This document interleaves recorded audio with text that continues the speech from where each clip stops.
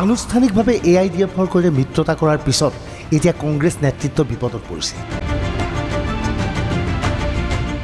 বিপদত পৰাৰ মূল কাৰণ হৈছে AIDFৰ আসন দাবী। ঘনে ঘনে AIDFৰ নেতৃত্বৰ সৈতে কংগ্ৰেছৰ জ্যেষ্ঠ নেতা জিতেন্দ্ৰ সিঙৰ আলোচনা অনুষ্ঠিত হৈছে। আলোচনা অনুষ্ঠিত হৈছে ৰিপুণ বৰাৰো, কিন্তু এয়া সকলো অনানুষ্ঠানিক আলোচনা। কিন্তু এই আলোচনাৰ মাজত AIDFে এনে কিছুমান আসন বিচাৰিছে যিবোৰ আসন এৰি দিয়াটো কংগ্ৰেছৰ বাবে অসম্ভৱ।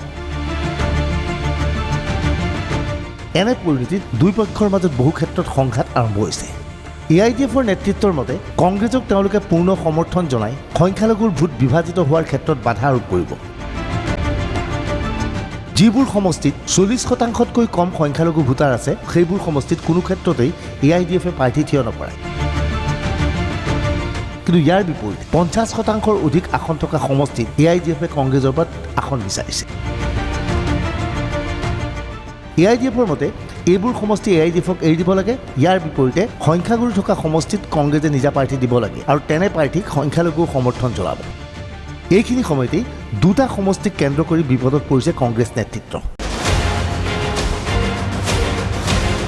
সত্ৰ অধ্যুষিত দুটা সমষ্টিত কংগ্ৰেছৰ পৰিৱৰ্তে প্ৰাৰ্থী থিয় কৰাব বিচাৰিছে মিত্ৰদল AIDFে। বটদ্ৰৱা আৰু বৰপেটাত প্ৰাৰ্থী থিয় কৰাব AIDFে। এই দুইটা সমষ্টিত কংগ্ৰেছৰ বিপৰীতে টিকট বিচাৰিব AIDFে। তাৎপৰ্যপূৰ্ণ ঘটনা এয়া, সত্ৰ অধ্যুষিত বৰদোৱাৰ বটদ্ৰৱা সমষ্টিত এতিয়া AIDFে প্ৰাৰ্থী থিয় কৰাব বিচাৰিছে। একেদৰে সত্ৰৰ দ্বাৰা পৰিবেষ্টিত বৰপেটা বিধানসভা সমষ্টিও বিচাৰিছে AIDFে। কংগ্ৰেছ নেতৃত্ব নিশ্চিত, যদিহে এই দুটা সমষ্টিত AIDFক এৰি দিয়া হয় তেনেহ'লে ইয়াক লৈ ৰাজনীতি আৰম্ভ কৰি দিব বিজেপিয়ে। সত্ৰ অধ্যুষিত সমষ্টি AIDFক এৰি দিয়াৰ লগে লগে হিন্দু মুছলমানৰ ৰাজনীতি তুংগত উঠিব। হিন্দু মুছলমানৰ ৰাজনীতি পূৰ্ণগতিত চলাব বিজেপিয়ে। সেয়েহে কংগ্ৰেছ নেতৃত্ব এই দুটা সমষ্টি কোনো ক্ষেত্ৰতে AIDFক এৰি দিয়াৰ পক্ষপাতী নহয়।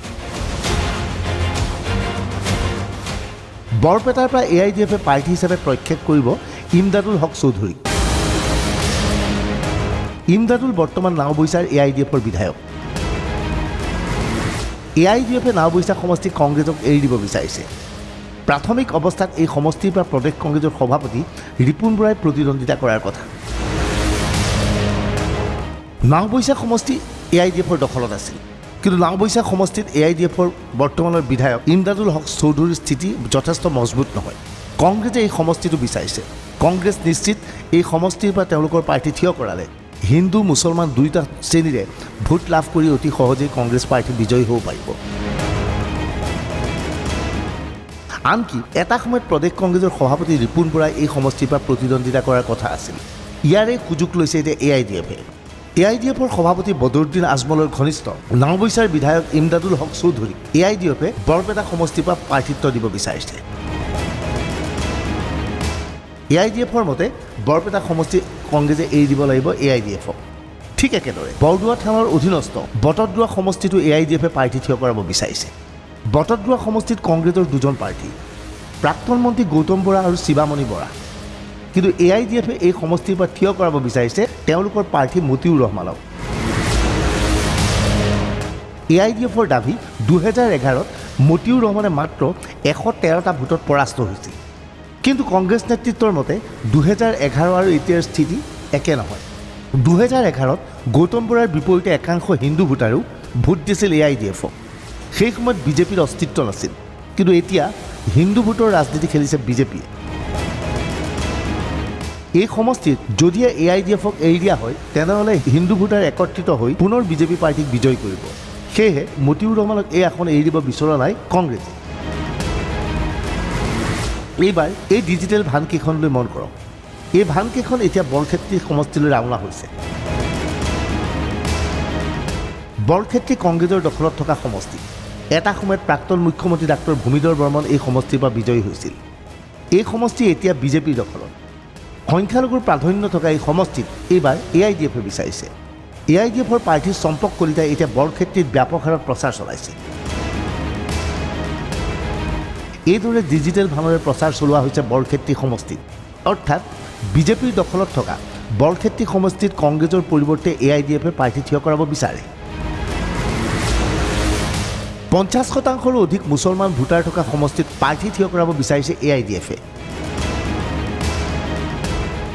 80% অধিক মুছলমান অধ্যুষিত সমষ্টিত কংগ্ৰেছ AIDFৰ বন্ধুত্বসুলভ প্ৰতিদ্বন্দ্বিতা হ'ব।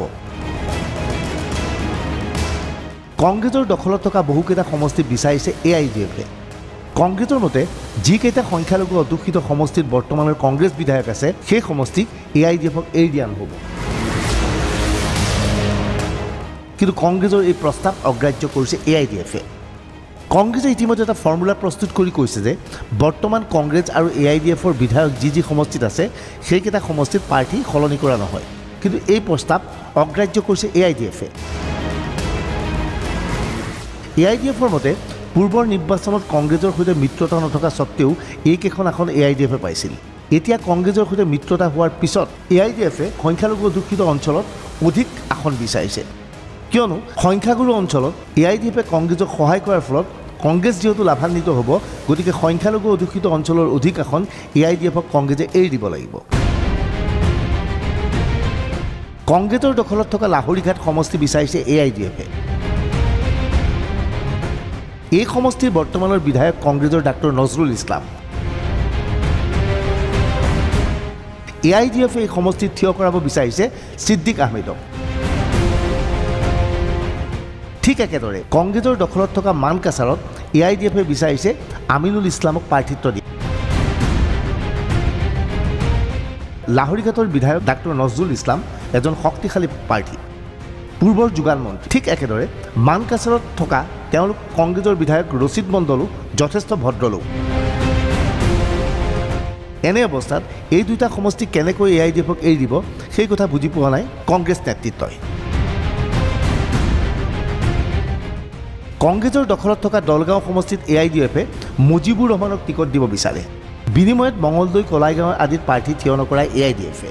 উল্লেখযোগ্য যে বিগত নিৰ্বাচনত মঙলদৈ কলাইগাঁও আদিত AIDFে প্ৰাৰ্থী থিয় কৰাৰ ফলত সংখ্যালঘুৰ ভোট বিভাজিত হৈ BJP আৰু BPF লাভান্বিত হৈছিল। এইবাৰ BJP BPFক প্ৰতিহত কৰিবলৈ হ'লে সংখ্যালঘুৰ ভোট বিভাজিত হ'ব নালাগিব। AIDFৰ মতে মঙলদৈ কলাইগাঁও আসন কংগ্ৰেছক তেওঁলোকে এৰি দিবলৈ সাজু আছে, কিন্তু সংখ্যালঘুৰ প্ৰাধান্য থকা দলগাঁও সমষ্টি AIDFক এৰি দিব লাগিব।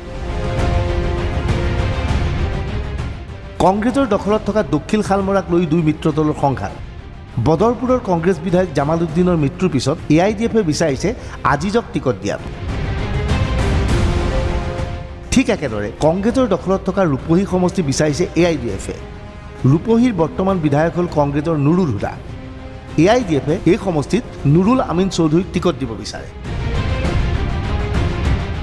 এইখিনি সময়তেই বদৰুদ্দিন আজমলৰ শেহতীয়া স্থিতিক লৈ আলোচনা হৈছে। আজমলে ঘনিষ্ঠ মহলক জনাইছে যে আগন্তুক নিৰ্বাচনত আজমলৰ পৰিয়ালৰ কোনো সদস্যই প্ৰতিদ্বন্দ্বিতা নকৰে। এনে অৱস্থাত যমুনামুখ সমষ্টিত কংগ্ৰেছে প্ৰাৰ্থী থিয় কৰাব বিচাৰে, কিন্তু আজমলৰ প্ৰাধান্য থকা এই সমষ্টি এৰি দিব বিচৰা নাই AIDFে। যমুনামুখত এইবাৰ আজমলৰ পুত্ৰই প্ৰতিদ্বন্দ্বিতা নকৰে। যমুনামুখৰ পৰা AIDFে টিকট দিব পাৰে আব্দুল কাদিৰক। একেদৰে বৰপেটা জিলাৰ অধীনস্থ বহুকেইটা সমষ্টিক কেন্দ্ৰ কৰিও কংগ্ৰেছ AIDFৰ সংঘাত আৰম্ভ হৈছে।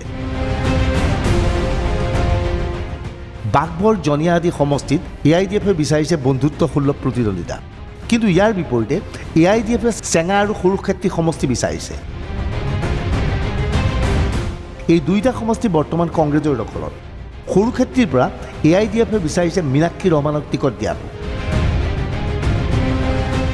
স্বাভাৱিকতেই এনেবোৰ কাৰণত দুই পক্ষৰ মাজত মতানৈক্যৰ সৃষ্টি হৈছে, কিন্তু কংগ্ৰেছ নেতৃত্বৰ ধাৰণা এৰা ধৰাৰ মাজৰে সকলো সমস্যা সমাধান কৰিব পৰা যাব। কিন্তু এৰা ধৰাৰ কথা ক'বলৈ গৈ সত্ৰ অধ্যুষিত বটদ্ৰৱাৰ বৰপেটা যদিহে কংগ্ৰেছে এৰিবলগীয়া হয়, তেনেহ'লে BJPৰ বাবে ই যে এক ডাঙৰ অস্ত্ৰ হ'ব সেই কথা নিশ্চিত। Bureau' report DY365।